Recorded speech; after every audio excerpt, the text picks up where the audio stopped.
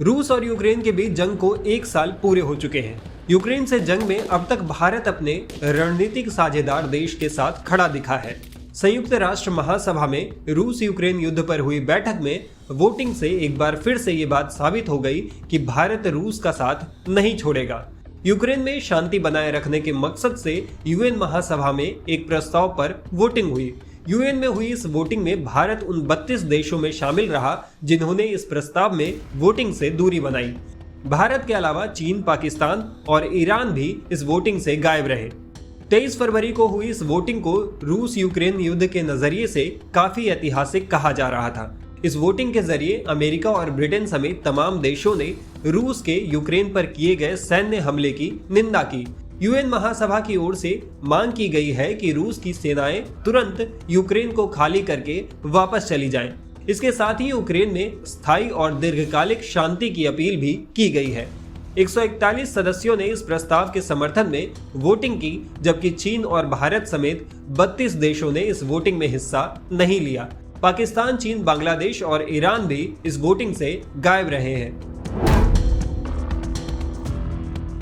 UN में भारत की स्थायी प्रतिनिधि रुचिरा कंबोज ने दोहराया कि भारत की स्थिति रूस और यूक्रेन जंग में वही है जो पहले दिन से रही है।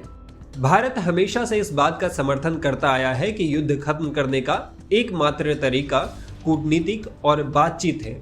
रुचिरा कंबोज ने कहा, भारत दृढ़ता से बहुपक्षवाद के लिए प्रतिबद्ध है और वो संयुक्त राष्ट्र चार्टर के सिद्धांतों में यकीन रखता है। हम हमेशा बातचीत और कूटनीति को एकमात्र विकल्प के तौर पर देखते हैं। भारत प्रस्ताव के मकसद को समझता है। यूक्रेन में स्थायी शांति के लिए प्रस्ताव कर अंतर्निहित सीमाओं को देखते हुए उसने इससे दूर रहने का फैसला किया है। यूएन में भारत की स्थायी प्रतिनिधि रुचिरा कंबोज ने पीएम मोदी के एक बयान का भी जिक्र किया। उन्होंने कहा कि हमने लगातार यही बात कही है कि इंसानों की जिंदगी की कीमत पर कभी किसी समस्या का हल तलाशा नहीं जा सकता है। इस सिलसिले में पीएम मोदी का वो बयान काफी महत्वपूर्ण हो जाता है जिसमें उन्होंने कहा था कि ये युद्ध का दौर नहीं है, दुश्मनी और हिंसा किसी के भी हित में नहीं है। रुचिरा कंबोज ने इस दौरान वैश्विक मंच से दुनिया के देशों से कुछ सवाल भी किए। उन्होंने यूएन महासभा से पूछा कि क्या हम कभी ऐसा समाधान तलाश पाएंगे जो दोनों पक्षों को मंजूर हो। क्या कोई ऐसी प्रक्रिया है जिसमें दोनों पक्षों को शामिल किए बिना भी विश्वसनीय और अर्थपूर्ण समाधान तलाशा जा सके। टाइम्स नाउ भारत डिजिटल की रिपोर्ट।